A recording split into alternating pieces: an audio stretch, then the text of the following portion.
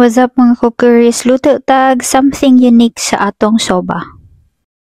First, sa atong snowpot, nagbutang lang ta og ginger and onion.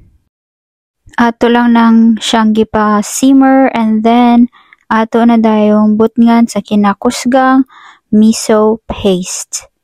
Kani dayong miso paste nga akong ginagamit is ang pinakabarato nga akong napalit sa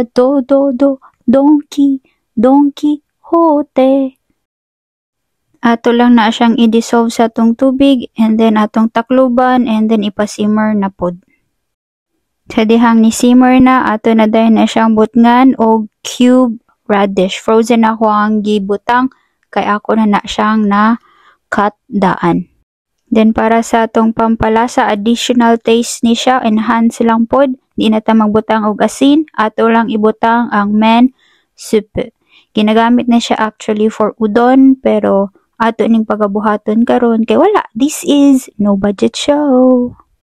Ato po tanggalon ning mga unnecessary nga bula sa ato ang miso soup. Humana tog tanggal, syempre ato nang i-set aside kay mag-prepare na ta sa atong soba.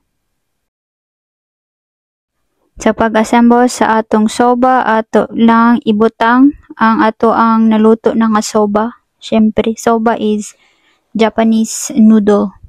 Ato dayong isunod ang cucumber and then cabbage. Pag humani ana, ato dayong ibutang ang radish gikan sa atong miso soup. For our protein, magbutang lang ta og 1 boiled egg. Pero nagunay additional egg nakatago lang atong kaonon later. And ready na siyang i-serve. By the way, naana siya isabaw. Wait, akong ipakita. Ang soup kay ato nang gi-strain para dili mabutngan og ginger. Pero kung ganahan mo mukaw og ginger, why not coconut? Para extra spice with chili oil, homemade chili oil, ang atong gibutang. Og maura na.